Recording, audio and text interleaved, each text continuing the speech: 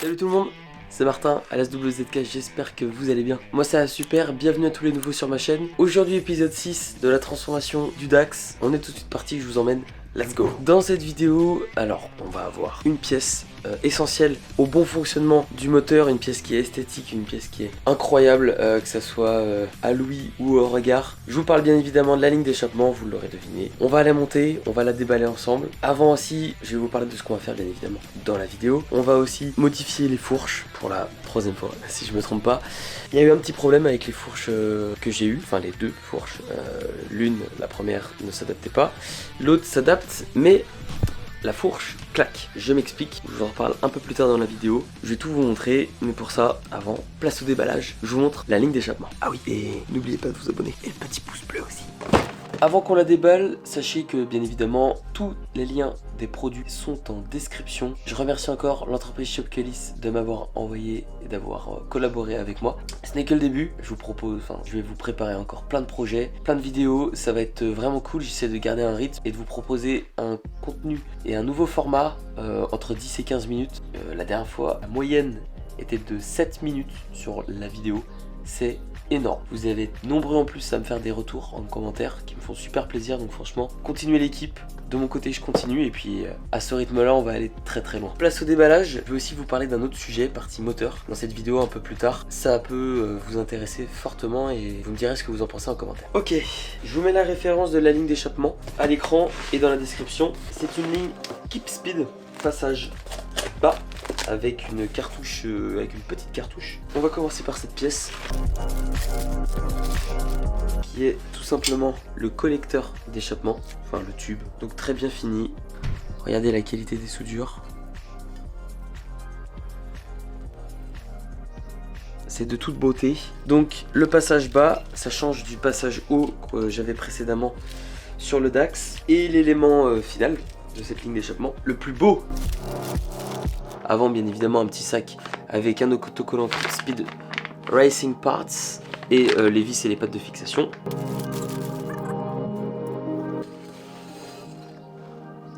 Yeah. Et voilà, silencieux Keep Speed. Il est incroyable. De toute beauté avec une très légère chicane. On verra comment ça pétarade. Je pense que ça va faire un bruit très sympa. On voit la laine de roche à l'intérieur. Normalement il a un son assez rauque. Celui-ci je m'étais renseigné un peu sur le sujet. Il est incroyable. Pareil, hein, regardez la qualité des soudures, la qualité des matériaux. Top. On monte tout ça. On est parti. Let's go. Donc on a notre fameuse ligne d'échappement. C'est très simple. Donc ça, c'est la fixation d'origine qui va en dessous votre culasse. Ici donc on a, je vais pas commencer à la dégueulasser, notre silencieux. On va ouvrir le sac. Ici on a une première pièce de fixation qui va venir se fixer en fait tout simplement du support de la suspension arrière. Le collier de protection avec le caoutchouc qui vient se fixer sur la cartouche. Une petite pièce qui permet de bien mettre en place les ressorts. Les fameux ressorts avec le joint du collecteur qu'on va mettre en dessous ici. Je vous montre ça après. Un petit autocollant Keep Speed et des vis. Alors, on va commencer par la fixation de la ligne d'échappement. Donc la première étape, on prend notre petite rondelle de cuivre comme ça là, qu'on va venir en fait placer ici. Donc là on a notre collecteur, enfin notre entrée de collecteur ici, le joint, et ce joint là, hop, à l'intérieur. Voilà. Une fois que c'est positionné, vous prenez vos écrous. Et on vient dans un premier temps approcher, pas serré pour le moment. Alors je vais pas vous le cacher, je trouve la fixation de la ligne d'échappement un peu spéciale. À voir comment tout ça se passe. Je trouve ça étonnant qu'en fait elle passe au milieu parce que ici on a notre support de béquille centrale qui gêne un peu la ligne en fait. Enfin bon, on monte, enfin on continue le montage. Si je suis pas trop débile, donc cette pièce là, elle va se positionner à l'intérieur ici. Donc je prends un petit boulon comme ceci, voilà, que je vais venir positionner à l'intérieur. Voilà. Pour l'instant je viens pas serrer à fond parce que je sais pas trop non plus comment on va se fixer mon silencieux. Je viens prendre le silencieux en question, je l'insère et là il y a un petit problème. Parce que mon collier, je le mets, c'est ça. Voilà, donc le joint est bien positionné dedans. Il est censé arriver en haut, sauf que ce n'est pas le cas. Je vais aller vérifier ça sur internet. Comme vous le voyez sur l'image, la fixation du support du collecteur d'échappement est bien fixée sur la suspension en haut. Donc il va falloir que je trouve une solution, parce que pourtant le collecteur est bien positionné. En fait, c'est tout simplement ma fixation en bas, en dessous, qui me bloque. Donc je vais réfléchir à comment je vais procéder, et puis on va voir comment tout ça avance. Mais une fois de plus, encore une galère, encore un truc qui se monte pas facilement. Alors que c'est censé l'être. Enfin bon, donc j'en démonte et puis je vous reprends dès que j'ai trouvé la solution.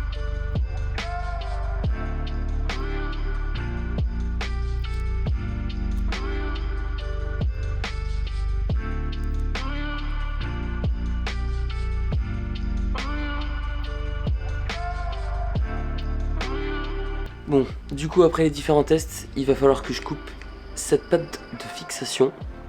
Je sais pas si vous la voyez bien, voilà, parce que sinon le collecteur ne passe pas. De nouveau un problème, maintenant c'est cette pièce qui m'embête et toute la patte ici. Donc je vais découper ça, je vais découper une patte et normalement on sera bon. J'ai découpé ici et ici, voilà, donc maintenant on va pouvoir fixer tout ça. Normalement ça devrait être good. Ok, nice. Je vous montre ça. Hop là, donc voilà, la ligne est vraiment magnifique. Ça rend super bien.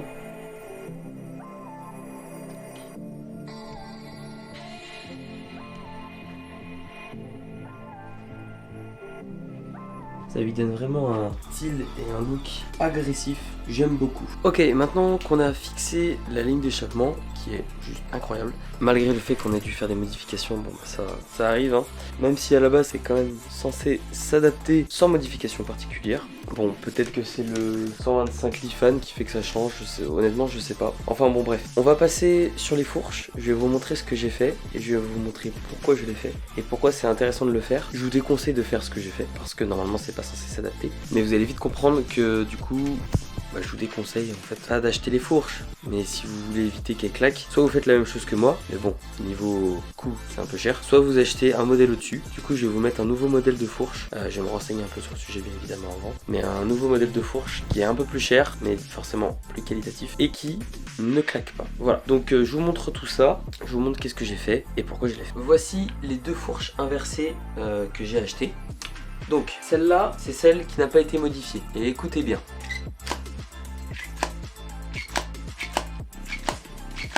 Vous entendez? En haut, ici, là, ça claque. Et quand c'est sur le châssis, c'est une horreur. Vous avez l'impression qu'à chaque fois que vous allez taper, que ce soit un dos d'âne, que vous allez lever en wheeling, la fourche, elle prend un coup, mais c'est énorme. Et voilà ce que j'ai fait.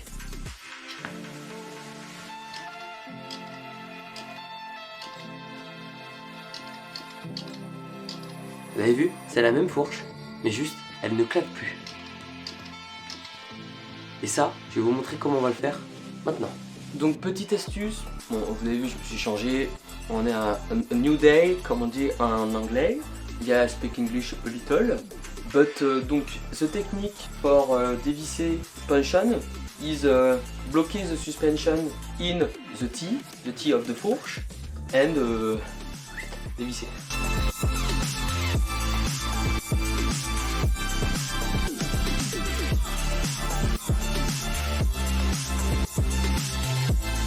Donc maintenant, je dévisse le haut là, ce que vous voyez, voilà, parfait.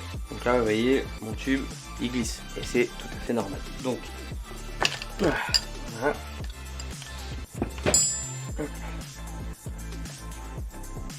Donc très important, quand je dévisse, je pose tout dans un ordre chronologique. Donc là, vous voyez, ça c'est mon premier élément. Ensuite, bon ça je peux le laisser dessus, on s'en fout. S'il n'y a pas d'huile qui coule, c'est parce que je l'ai déjà vidangé. Normalement, à l'intérieur, il y a environ 180, entre 180 et 220 ml d'huile de fourche.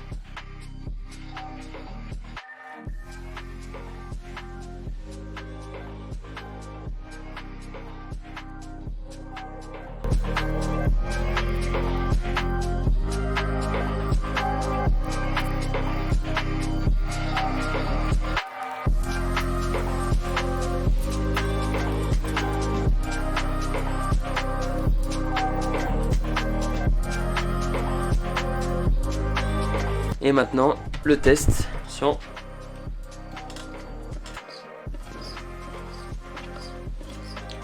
Parfait. Ça claque plus. On a réparé le problème des fourches. Qu'est-ce qu'elles nous auront, je dirais pas le mot, mais embêté, voilà. Elles nous ont embêté ces fourches. Maintenant, on les remonte, on remonte tout ça, on remonte la roue avant, et je vous parle d'un sujet très important.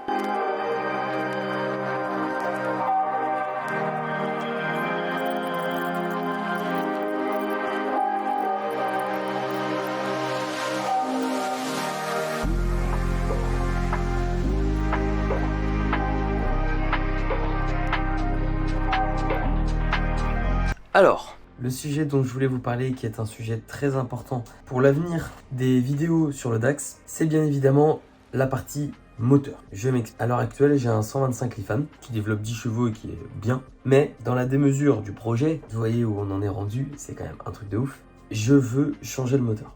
Ou alors du moins installer un kit. Justement, je m'explique. Il y a 3 possibilités. La première possibilité, c'est je garde mon moteur 125 et on fait rien dessus et puis bon bah à voir à l'avenir. Mais le projet m'a déjà coûté pas mal d'argent malgré les collaborations etc, du temps. Mais ça, il n'y a pas de souci, c'est un plaisir vraiment de tourner ce genre de vidéo. C'est ma passion, c'est ce qui me rattache à vous, ma communauté sur YouTube, Instagram et TikTok. Voilà, la première solution c'est de garder le moteur et puis on voit à l'avenir. La deuxième solution c'est d'installer un kit 146cc Trailbacks qui me permettrait de gagner du gain, du couple, de la longe et qui est très intéressant parce qu'il est à 205 €. Et la troisième solution, c'est tout simplement le changement du moteur. Et ça serait un truc incroyable. Mais sauf qu'un moteur, et celui que j'aimerais, il coûte entre 450 et 550 €. Je vous parle bien évidemment du 160YX V3. Voilà, ça représente tout ça une somme d'argent. Une somme d'argent que pour le moment, malheureusement, je n'ai pas et que je ne peux pas investir dedans. Donc toi, particulier ou professionnel, si toutefois tu souhaites me soutenir, que ce soit par un don, parce que j'ai ouvert une cagnotte, justement si tu souhaites me soutenir. Toi, professionnel, si toutefois tu souhaites m'offrir cette opportunité-là de pouvoir avoir une bonne réduction sur le moteur, en échange bien évidemment d'une publicité. Enfin bref, ça on se met d'accord ensemble. Voilà, donc en fait, je vous fais cette vidéo pour vous demander votre soutien, votre aide. Si toutefois vous kiffez le projet, vous souhaitez me soutenir jusqu'au bout. Je vois, on est à peu près, regardez, 1000 à regarder la vidéo en moyenne. Si chacune de vous mettez ne serait-ce que 50 centimes, j'aurai 500 €. Et avec les 500 €, je pourrais soit changer le moteur, ce qui serait un truc de dingue, soit installer le kit et avec l'argent qui reste, vous faire gagner des pièces. Organiser des concours pour vous faire vivre parce que j'aimerais vous faire gagner plein de trucs et tout et je pense que ça va arriver, j'ai plein de pièces là qui me servent en soi à rien que je peux vous faire gagner. Donc c'est pour ça il y a plein de choses qui peuvent être imaginées, créées et ne serait-ce qu'un petit don, 1 €, 50 centimes, ça me permettrait d'aller hyper loin et pouvoir encore être encore plus dans la démesure pour le projet du DAX.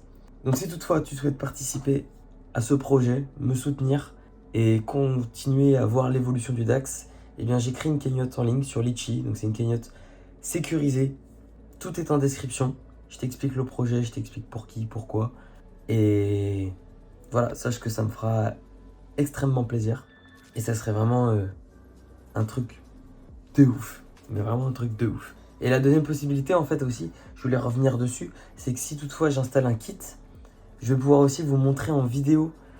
Je pense qu'on fera un vote si toutefois j'arrive à avoir la somme d'argent, ça serait un truc de ouf d'ailleurs. Si toutefois voilà, j'arrive à avoir la somme d'argent, je pourrais faire une vidéo avec le kit, si toutefois on décide de prendre le kit, avec par exemple un bon système de carburation avec. Le kit, je pourrais faire une vidéo dessus, où je vous explique comment on le monte, comment on le démonte, pour que vous puissiez le refaire chez vous, en toute sécurité, avec de bons conseils, pour pas faire de bêtises, parce que j'avais déjà sorti à l'époque une vidéo. Mais bon, c'était un peu cafouillis, c'était un peu mes débuts sur YouTube, donc j'avais un peu de mal.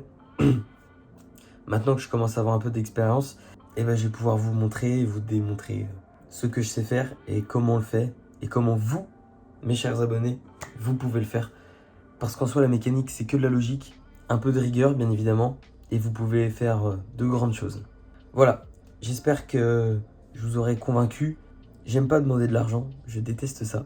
Mais pour un projet comme lui, je pense que ça en vaut la peine et c'est pour ça que un petit don de votre part, ça me fera extrêmement plaisir pour qu'on aille encore toujours et plus loin ensemble.